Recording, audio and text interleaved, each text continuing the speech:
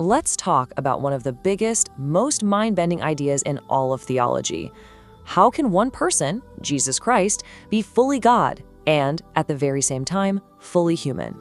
I mean, it sounds like a flat-out contradiction, but it's at the absolute core of Christian belief. So let's try to unlock how it all works. It just seems impossible, doesn't it? How can a being who is all-powerful and all-knowing also get tired and need to sleep? Or, on the flip side, how can a guy who looks like any other person just speak a word and make a raging storm stop in its tracks? So you might start to wonder, did this mean Jesus had some kind of a split personality? Was he just flipping a switch between God mode and human mode? Or maybe he was more like a demigod from the old myths, 50% God, 50% human, a kind of blend of the two. These are really common ways to try and make sense of it, but the actual theological answer is way more precise and honestly, a lot more mysterious. So, here's our game plan. We're going to start with the mystery itself. Then we'll define the key term for this whole thing, the hypostatic union. After that, we'll look at the evidence, lay out the rules for how it works, figure out why this doctrine is so important, and then see it all in action with a real story. All right, so all those questions we just asked about split personalities or a 50-50 mix, they all point back to this one central mystery. For centuries, some of the smartest people in history wrestled with this exact problem, and that process led them to a very specific key to unlock the whole puzzle. And that key has a name, the hypostatic union. Now I know, it sounds super technical, maybe a little intimidating, but all it really is a framework, a way to understand how these two totally different realities, divine and human, can actually exist together in one single person. So here it is, the core definition. That word hypostasis is just a fancy Greek term for a single individual personhood. So the hypostatic union is simply the idea that in the one person of Jesus, you have two complete natures. One is fully divine, and the other is fully human. They're perfectly united in that one person. So not two people, not two halves, but two full natures in one guy. Let's be absolutely crystal clear on what this means. Jesus is fully God. He is fully man, and he is one single person. So what is he not? He's not a half and half mix like a smoothie. He's not two separate people sharing a body, and it's not God just wearing a human costume and pretending to be one of us.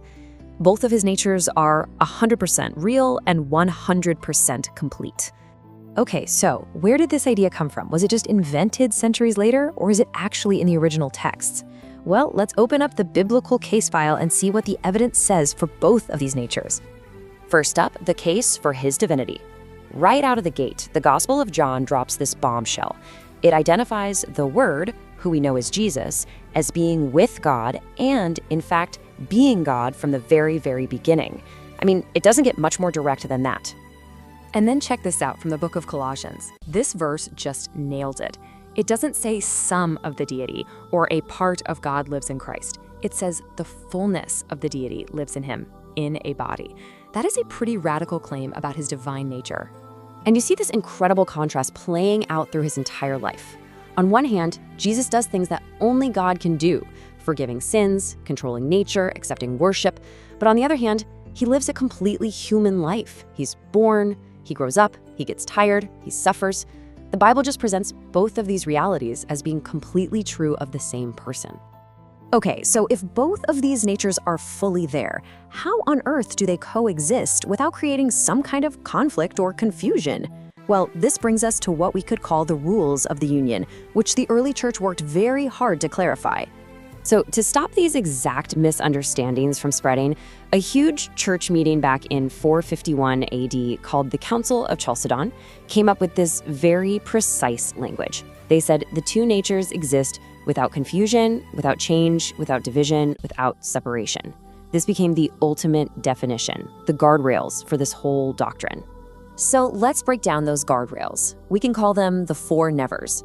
First, the two natures are not mixed together to create some new third thing. Second, they are not changed. The divine nature doesn't become less divine, and the human nature isn't just swallowed up by the divine. Third, they're not divided into two different people. And finally, they can never be separated. They are forever united in the one person of Jesus. Okay, I know what you might be thinking. This is all very theological. It seems pretty abstract. But why does any of this actually matter? Well, it turns out it's not abstract at all. It gets right to the very heart of the Christian idea of salvation. The whole logic of salvation really hinges on this union. See, for Jesus' death to count as a substitute for our own, he had to be fully human, one of us, a true representative. But for that death to have enough power to pay for all of sin and to actually defeat death itself, well, for that, he had to be fully God. Both natures were absolutely essential to get the job done. All right, so let's take this out of the world of theology and see how it plays out in a real-life story from the Gospels. This is where the abstract idea becomes something you can really see. So picture this. There's a boat out on a lake, and a massive storm kicks up. It's chaotic. And where's Jesus? He's in the back of the boat, fast asleep, totally exhausted from a long day of work. That is his humanity on full display. Just like any of us, he gets worn out and needs to rest. But then, in the very next moment, his disciples wake him up in a panic.